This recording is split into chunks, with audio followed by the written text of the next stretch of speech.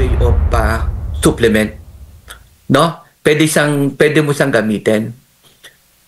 Kasi pag kinonsider mo yung rules of court at kinonsider mo yung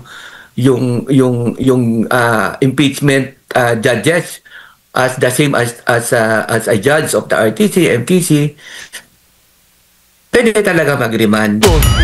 Ang view doon, yung front view tsaka rear view. Hindi. Ang view doon, mga kareaksyon, pwede. Kasi nga itong Senado, sila po, kalahating legislatura sila, kalahating judge sila, kalahating normal, kalahating abnormal. Narinig mo yun, pwedeng ibalik, pwedeng remand. Oy, Tito Soto, narinig mo yun, pwedeng ibalik, pwedeng remand. Humiling na po ng pansamantalang paglaya ni dating Pangulong Rodrigo Duterte. Tama. Yan yung tinatawag po na interim release.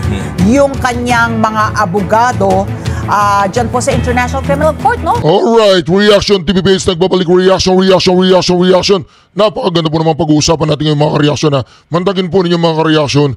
Lalaya na po ang Pangulong Duterte. Yun nga lang, hindi daw po siya uuwi sa Pilipinas. Paglaya niya, siyempre magbabakasyon muna. Magtatanggal siya ng stress. Di ba mga kareaksyon? Hindi po meron na daw pong bansa na handang tumanggap sa kanya at mag-alaga at magkaroon ng kalayaan sa bansang yun na makalabas, makausap ang kanyang mga kaibigan, ma-interview natin, di ba?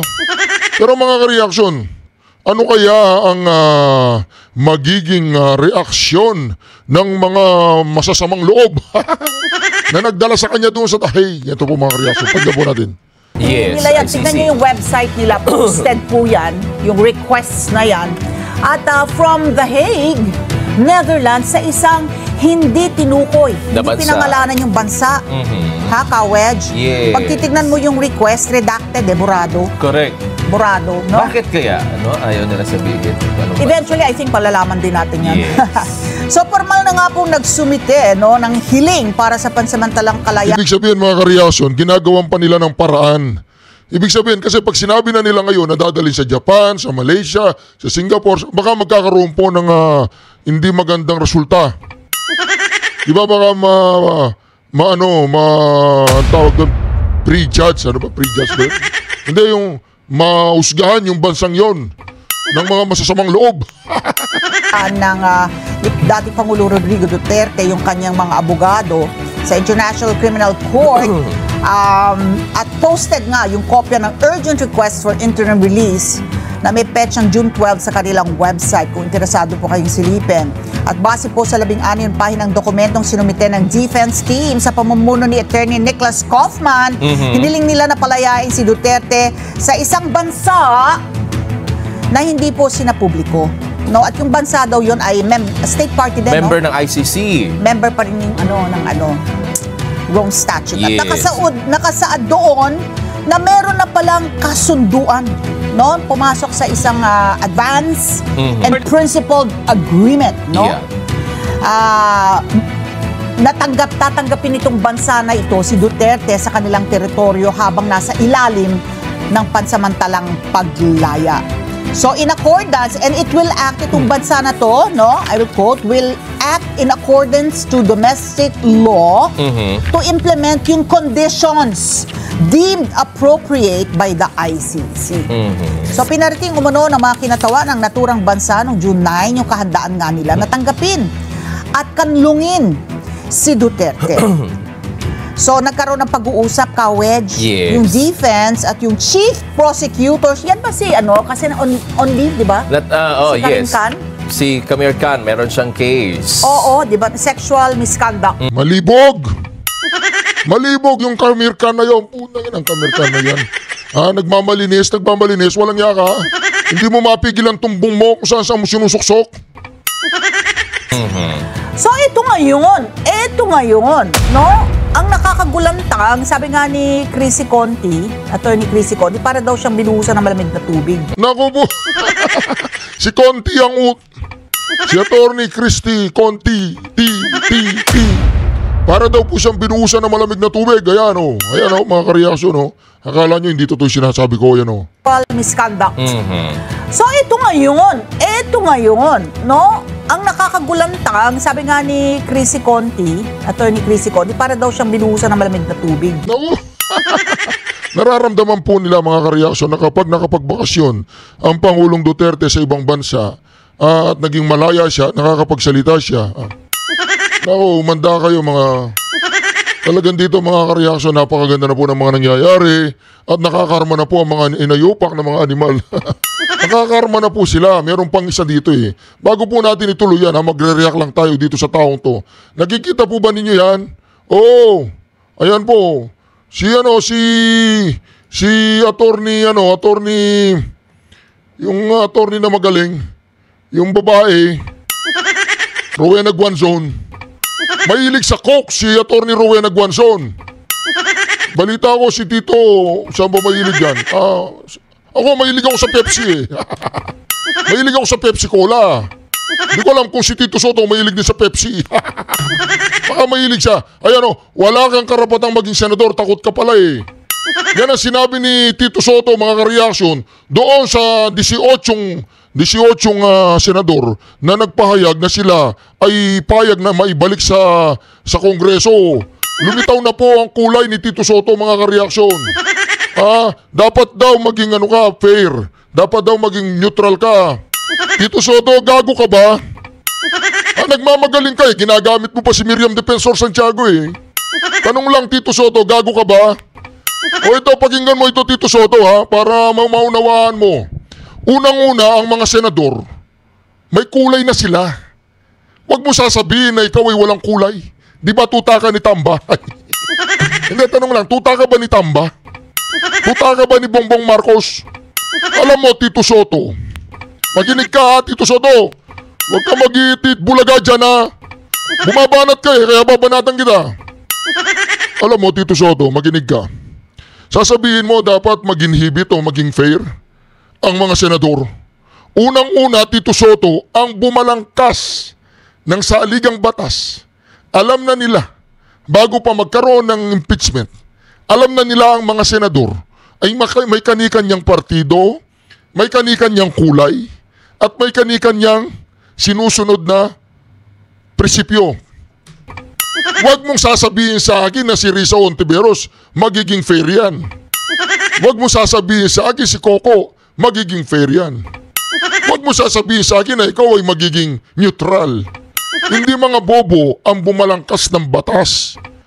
Ang impeachment procedure, Tito, makinig ka, ang impeachment procedure, Tito Soto, makinig ka, tanda mo na hindi ka nakakaintindi. Ang impeachment procedure is a political process. Alam na ng mga bumalangkas ng batas na ang mga magiging judge ay mga senador. At yung mga senador na yan ay may kani-kanyang partido, may kani-kanyang standing yan.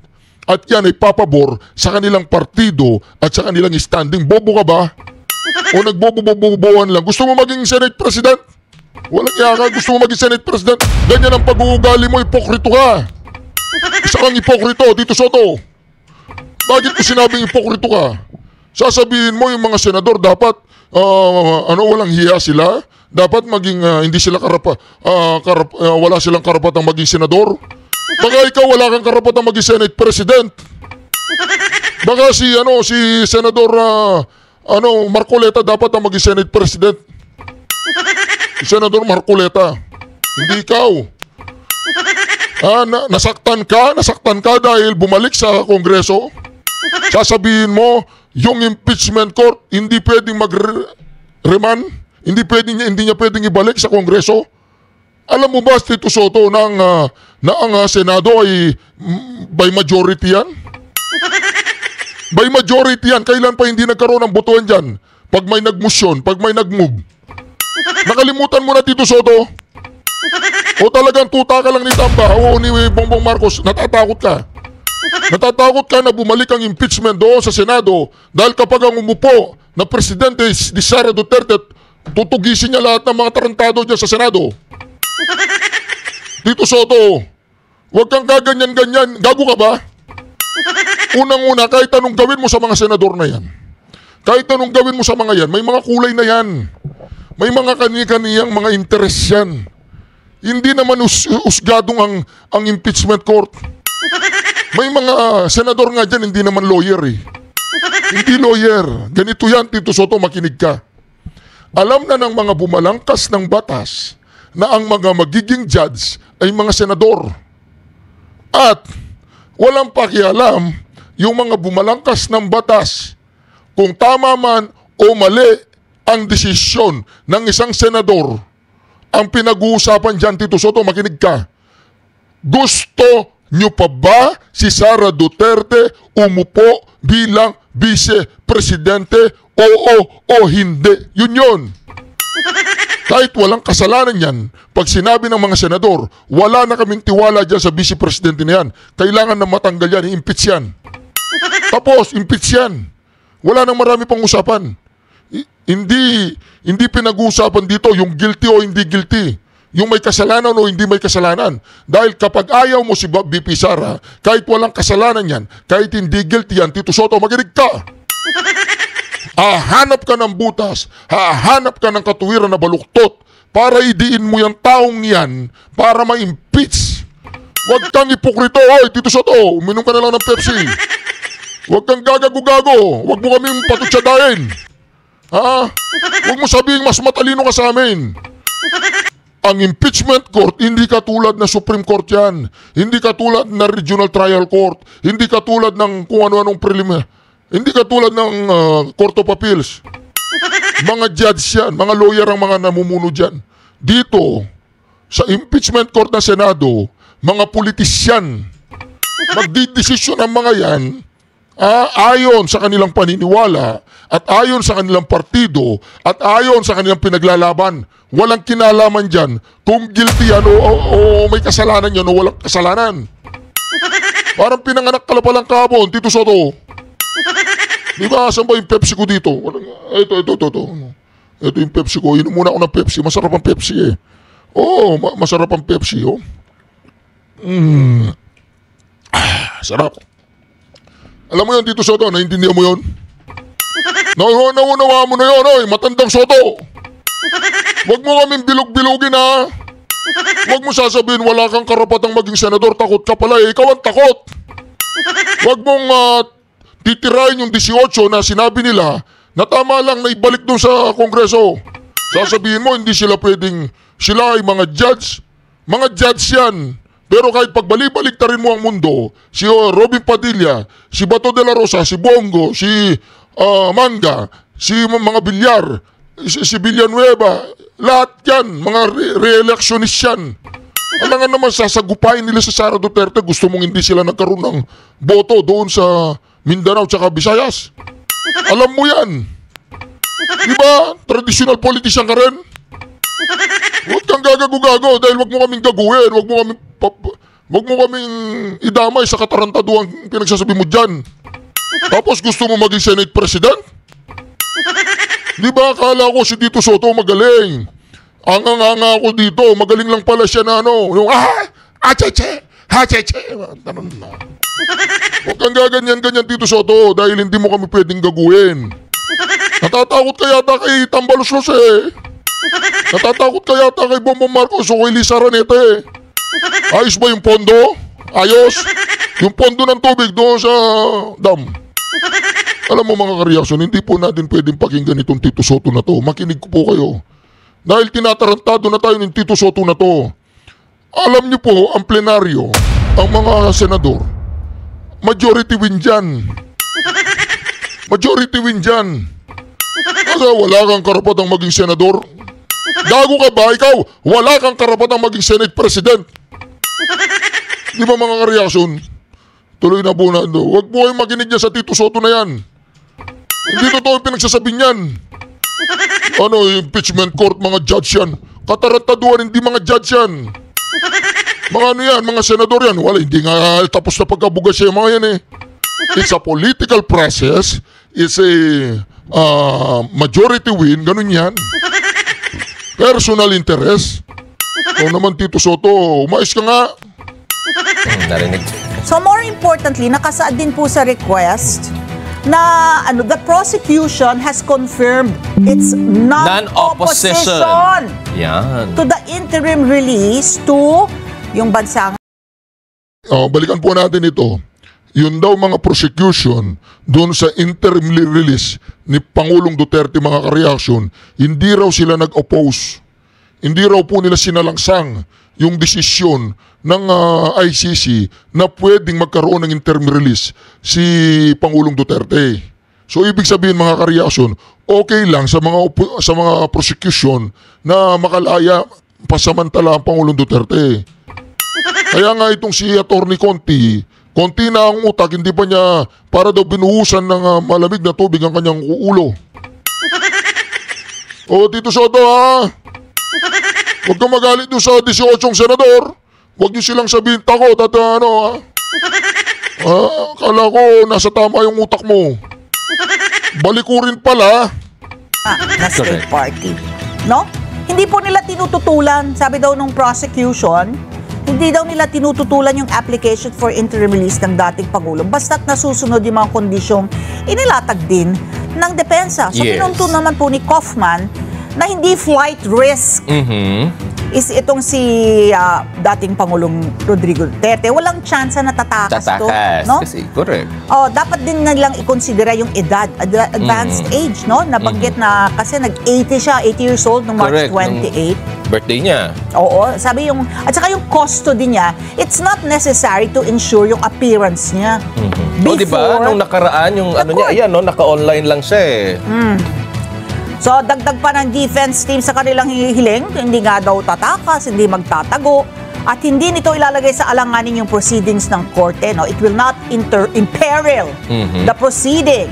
If released, for example, hindi mangyayari ang witness intimidation. No? He will not do anything to obstruct the proceeding.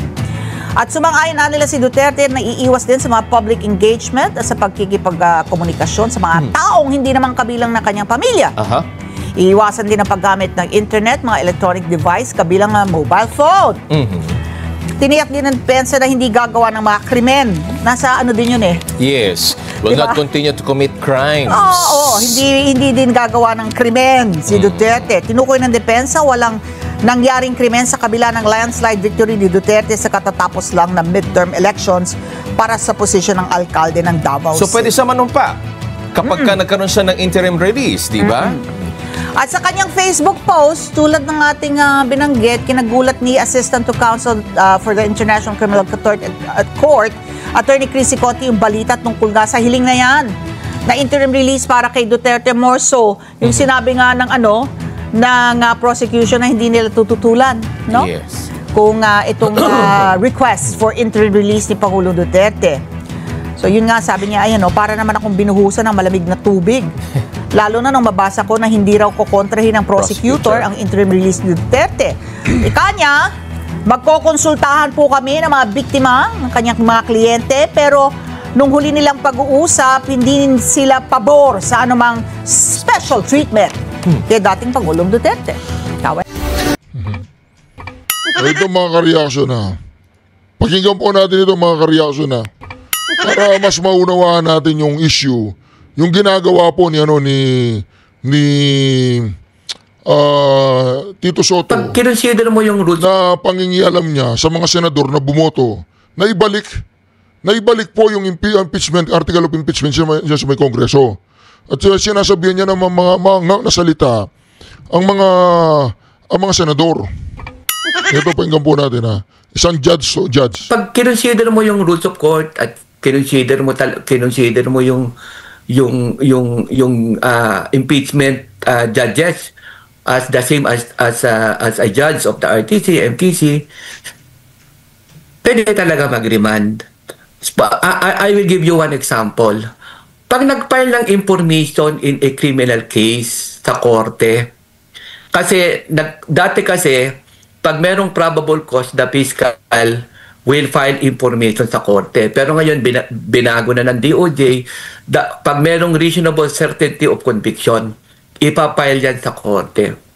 Ngayon, kahit na nakapile na sa korte, yung korte, pwedeng, meron siyang duty or authority to determine kung may probable cause.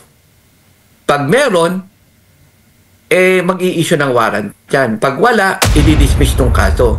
Pero in case of doubt, kung meron o wala, pwede niya ibalik sa piskal to submit additional evidence. O, narinig mo yun, Tito Soto? Kasi ito po yung sinabi ni Tito Soto, mga ka-reaction eh. Ito po kasi sinabi ni Tito Soto. Ito po yung sinabi niya. Pakinggan po niyo.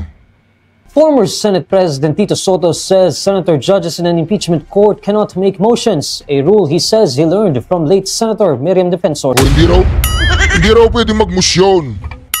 At dinamay pa niya dito si late Miriam Defensor Santiago. Dahil wala na, patay na, nag-coach siya doon. Eh, siyempre, hindi natin matanong kung nagsisinungaling si Tito Pep.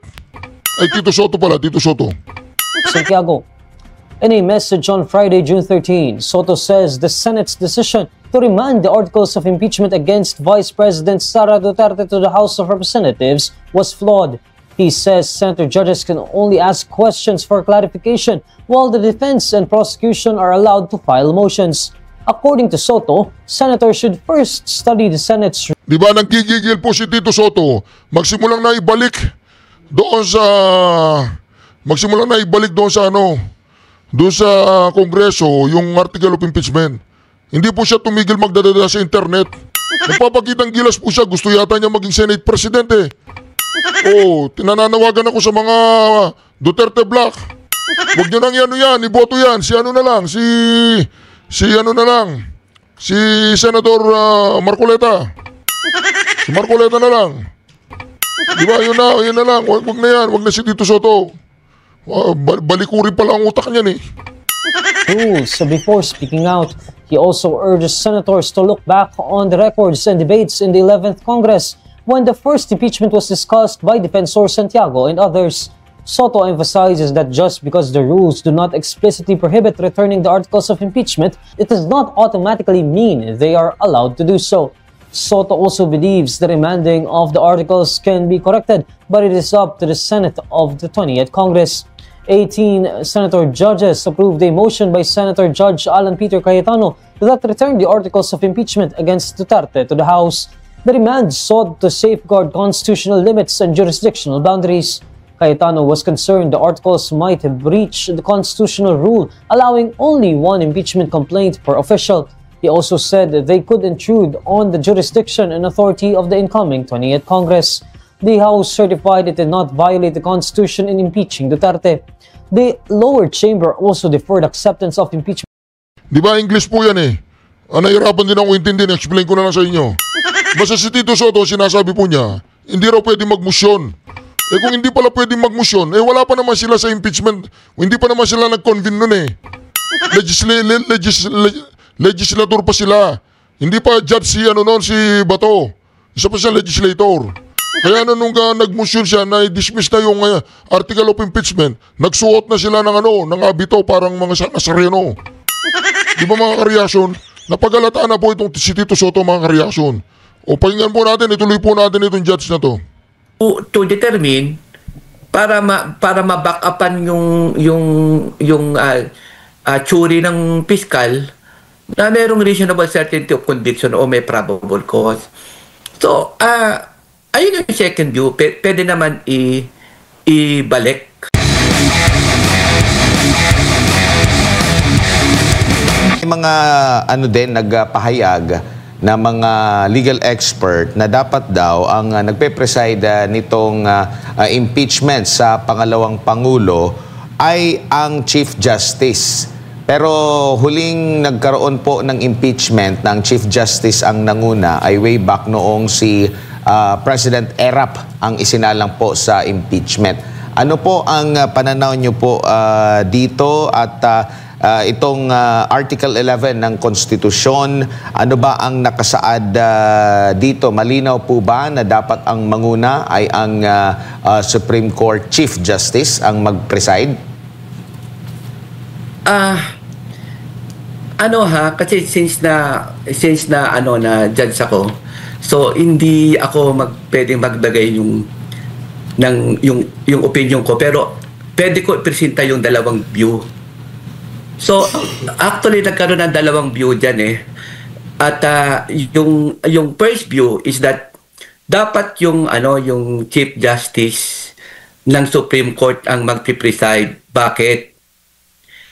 kasi nakalagay po dun sa ano natin, dun sa Article 7 ng Constitution na yung Vice President shall be removed in the same manner as that of the President. So yung manner of removing the Vice President is the same as the manner of removing the President under the Constitution. Now, pag kinorelate mo yung Article 7 sa Article 11, Section 3 of the Constitution. So, ang nakalagay po kasi doon is that if in case the person being tried is the President, the Chief Justice of the Supreme Court shall preside. So pag kinulit mo yung Article 7 sa Article 11 of the Constitution. So since yung manner of removing the President is to an impeachment trial presided by yung Chief Justice of the Supreme Court. So dapat yung manner of removing the Vice President is also through an impeachment proceedings where the trial is presided by the Chief Justice of the Supreme Court. So, yung po yung first view. Pero, meron pong second view kasi meron pong basic rule na pag in-interpret mo yung Constitution, although hindi po to absolute pag in-interpret mo yung Constitution, i-consider mo yung deliberation ng framers ng 1987 Constitution. Ayun po yung members ng Constitutional Commission. So, pag binasa mo yung deliberation, merong statement doon si Commissioner si Monsod. So, ang sinasabi niya na magiging presiding officer lang ang Chief Justice of the Supreme Court pag ang tinatry yung presidente. So in all other cases, such as kung ang tinatry yung Vice President, yung Ombudsman o members ng Constitutional Commission, members ng Supreme Court, in all other cases, the presiding officer yung Senate President. Second, siguro taking into consideration the deliberation of the framers of the Constitution, nag-issue po ng resolution number 39 ang Senate, no? Actually itong resolution number 39, this is an old resolution. This is yung Senate Rules on Impeachment Proceedings. Pero yung nakaraan lang, yung at that time na nag-oath yung mga senators as impeachment judges. So nagsalita si Senator Escudero so that ina-adapt yung Senate Resolution number 39 at walang nag-object. So under Senate Resolution 39, so consider yung deliberation sa yung framers ng Constitution. Nakalagay doon that pwede lang mag-preside ang Chief Justice in a case where the President is being tried. In all other cases such as yung Vice President, so yung Senate President ang magiging presiding officer. So ang problema kasi is that andun po yung resolution Siyempre ang Senate will follow the resolution. Now, kung gustong sundin yung first view o kung sino ba ang mangingibabaw, first view o second view, ang problema kasi may Senate resolution. So they have to file a motion to replace the Senate President as the presiding officer. Tapos magbobotohan yan. Kumbaga, as of this moment, that is the existing resolution. So yun ang sinusunod nila. And that is the reason why hindi nila pinatawag si Chief Justice to be the presiding officer in this Senate proceeding or trial. Opo. Yun. Opo. Dito po tayo sa... Kasi nag-convene na po itong Senate Impeachment Court. Ano po yung pananaw nyo naman po ukol dito sa tinatawag na pag-remand doon sa articles of impeachment? Saklaw din po ba ito sa kapangyarihan ng isang korte na ibalik para magkaroon ng klarifikasyon? Pwede ba nilang gawin ito? Diba? Kasi yung impeachment court, parang kagaya din yan ng mga regular court natin, yung functions nila. Tama po ba, Judge? Oo, gagawin ko ulit na dalawang view kasi judge ako, baka mapagalitan tayo ng Supreme Court. So, pag dalawang view kasi lumalabas na academic siya, so walang problema hindi ako magkakaproblema sa Supreme Court. So, dalawa yung view niyan. In fact, actually yung first view, mas maraming nagsasabi, mga professor ng UP at yung PhilConsa. So, ang sinasabi nila is that dapat hindi ni-remand.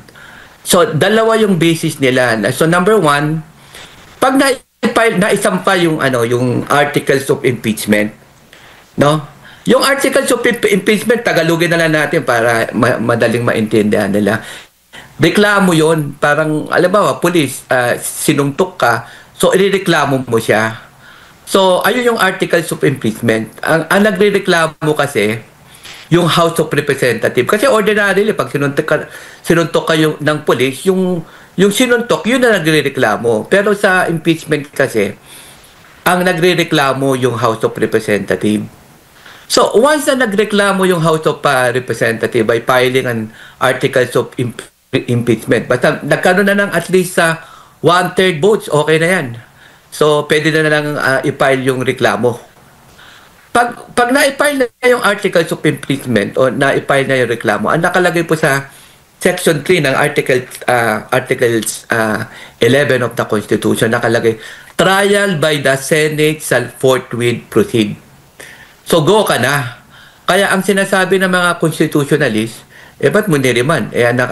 Klaro sa Constitution na go ka na. Kasi trial shall forthwith proceed. Tsaka, ang isa pang argumento nila is that hindi naman nakalagay sa Constitution na pwedeng iriman. Ang nakalagay, trial shall forthwith proceed. So, that is the main argument ng mga constitutionalists. Pero may dito tayo sa second view, yung sinasabi ni Justice Acuña. So he is a former Justice of the Supreme Court and one of the framers of the 1987 Constitution. No? So, sinabi niya, ano yan, kumbaga yung unprecedented, pero allowed. Allowed yan. Pero hindi niya in-explain kung bakit naging allowed siya. Pero magbibigay na lang ako ng backup dun sa second view. Pero hindi ako sa side kung first view o second view. So backup sa second view kasi sa Constitution kasi nakalagay po doon yung article Article 11 Section 3 na yung Senate has the power to promulgate rules. No? So ayun. So nagkaroon ng resolution number 39. Sa resolution number 39, nakalagay po doon is that yung ina-adapt nila yung rules of court by way of supplement. No? Pwede mo siyang gamitin. Kasi pag kinonsider mo yung rules of court at kinonsider mo yung impeachment judges as the same as a judge of the RTC, MTC, pwede talaga mag-remand. I will give you one example. Pag nag-file ng information in a criminal case sa korte, kasi dati kasi, pag merong probable cause, the fiscal will file information sa korte. Pero ngayon, binago na ng DOJ, pag merong reasonable certainty of conviction, ipapile yan sa korte. Ngayon, kahit na nakapile na sa korte, yung korte, pwedeng meron siyang duty or authority to determine kung may probable cause. Pag meron, mag-i-issue ng warrant yan. Pag wala, i-dismiss tong kaso. Pero in case of doubt, kung meron o wala, pwede niya ibalik sa piskal to submit additional evidence to determine para ma-back upan yung theory ng piskal na merong reasonable certainty of conviction o may probable cause. So, ayun yung second view. Pwede naman ibalik. Ang maganda naman kasi rito, although binalik nila, pero hindi nila sinuspend yung proceedings. So, nag-summon pa rin. So, ayun yung second view. Pero, ayun nga, hindi ko na sasabihin kung first view ako o second view ako. Yes, maganda. Mapapansin nyo yung mga constitutionalist talagang medyo mabibigat na debate, opinion, analysis. Talagang Ano doon? Ang view doon, yung front view tsaka rear view. Hindi. Ang view doon, mga kareaksyon, pwede. Kasi nga itong Senado, sila po, kalahating legislatura sila, kalahating judge sila, kalahating normal, kalahating abnormal, Narinig mo yun, pwedeng ibalik, pwedeng remand. Oy, Tito Soto, narinig mo yun? Pwedeng ibalik, pwedeng remand. God bless you all, syukran. Duterte, Duterte, Duterte, Duterte.